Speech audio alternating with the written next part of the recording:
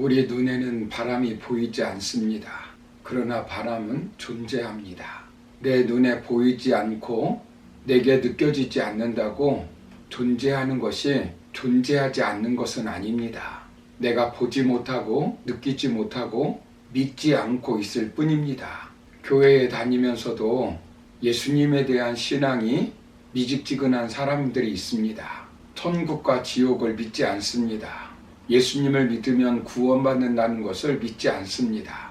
예수님을 믿으면 정말 천국에 갈 수 있는가? 이런 회의감을 가지고 신앙생활하는 사람들이 있습니다. 예수님 당시에도 그런 사람들이 있었습니다.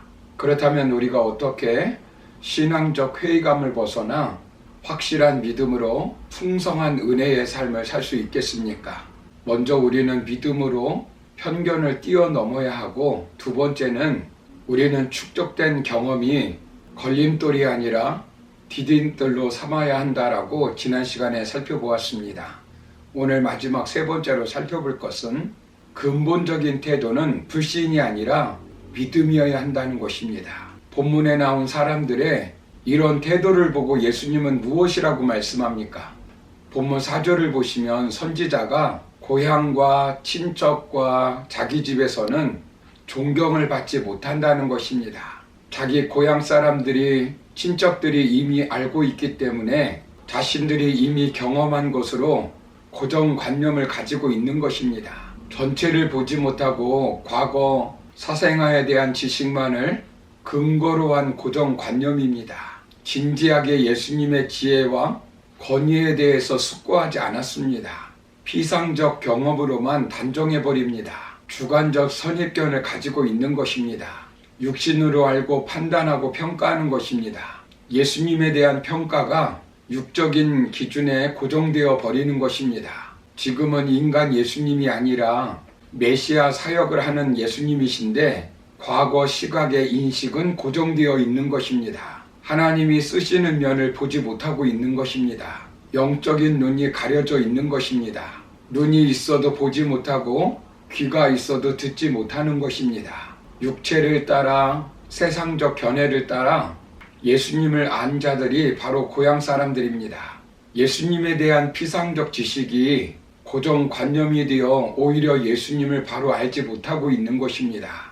우리도 세상 풍습에 길들여지면, 하나님의 견해보다 세상 견해에 익숙해지면 믿음보다 고정관념으로 모든 것을 할 수 있습니다. 세속적인 익숙함, 편안함, 편리함에 길들여지면 우리도 그렇게 고정관념대로 하나님의 뜻과는 상관없는 삶을 살 수 있습니다.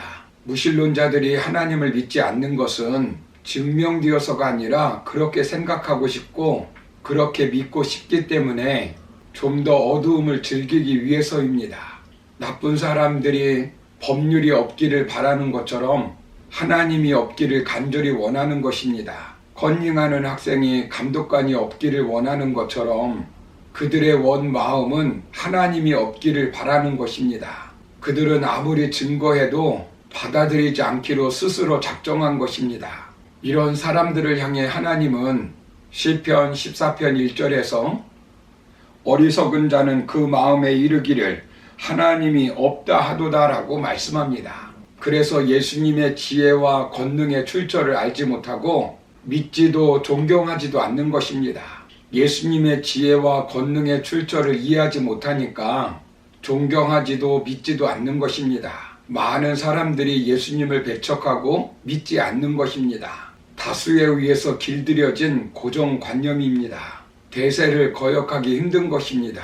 당시 보편적으로 알려진 격언으로 고향 사람들이 자신을 배척한 이유를 설명합니다. 친밀함이 경멸함을 만들어낸다는 것입니다. 가까운 사람일수록 존경하기 힘들다는 것입니다. 인간의 보편 심리입니다. 자기와 유사점이 있기 때문에 권위와 위신을 세워주지 않습니다. 고정관념의 문제입니다. 한번 마음속에 자리 잡은 고정관념이 변하지 않으면 무슨 말을 하여도 무슨 일이 일어나도 그것을 왜곡하게 해석해 버립니다. 닫힌 시각으로 예수님을 바라볼 때 예수님의 신성과 능력을 받아들이지 못합니다.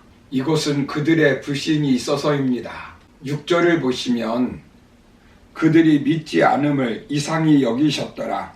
이에 모든 촌에 두루 다니시며 가르치시더라 라고 말씀합니다. 예수님께서 그들이 믿지 않음을 이상히 여기셨습니다. 오히려 그들은 인간 예수님에 대해서 너무나 잘 알고 있었기 때문에 지금 귀신을 내어 쫓고 질병을 고쳐주고 죽은 자를 살리는 모습을 보면서 예수님에 대해서 믿음을 가져야 되는데 그렇지 못하는 것입니다. 과거를 너무나 잘 알고 있었기 때문에 변화된 모습을 보고 인간으로서는 할 수 없는 일이 일어나고 있다고 받아들이면 되는 것입니다. 그러나 그들은 받아들이지 않고 믿지 않아서 예수님께서는 그것을 이상히 여기시고 있는 것입니다. 그들은 결국 믿음으로 받을 수 있는 축복을 스스로 거절하고 있는 것입니다. 그래서 본문 5절을 보시면 예수님께서 고향에서는 능력을 행하지 않으셨습니다. 왜냐하면 받을 마음이 준비되어 있지 않았기 때문입니다. 믿음을 가진 소수에게만 기적을 행하셨습니다. 예수님은 예수님의 권위와 능력을 믿고 의지하는 사람을 통해 기적과 은혜를 베푸시기를 기뻐하십니다. 역대하 16장 9절을 보시면 하나님의 눈은 온 땅을 두루 감찰하사 전심으로 자기에게 향하는 자를 위하여 능력을 베푸시기를 기뻐하신다라고 말씀합니다. 기적이 있는 곳에 신앙이 있고 신앙이 없이는 기적이 있을 수 없습니다. 불신앙적인 사고를 가지고 있으면 신앙의 풍성한 삶을 누리지 못합니다. 이러한 사람들은 예수님의 눈에 기이한 사람으로 보였습니다. 지혜와 권능을 가진 고향 사람 예수님에 대하여 자부심을 가져야 할 사람들인데 도리어 예수님을 배척하고 믿지 않았습니다.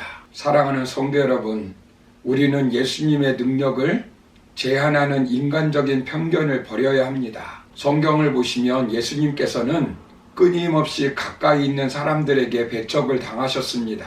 고향에서 거절을 당하셨습니다. 그렇다고 메시아 사역을 접은 것은 아닙니다. 6절에 보시면 촌에 다니며 두루 가르치셨습니다. 하나님을 제한하지 않기를 바랍니다. 하나님을 다 이해하고 믿는다면 하나님이 아니십니다. 예수님의 말씀과 행하신 기적을 보고 큰 믿음을 가져야 합니다. 그러므로 우리의 편견, 이성, 경험, 예수님 앞에 내려놓고 믿음으로 하나님이 주시는 풍성한 은혜의 삶을 살아가는 저와 여러분의 삶이 되기를 주님의 이름으로 축원합니다. 감사합니다.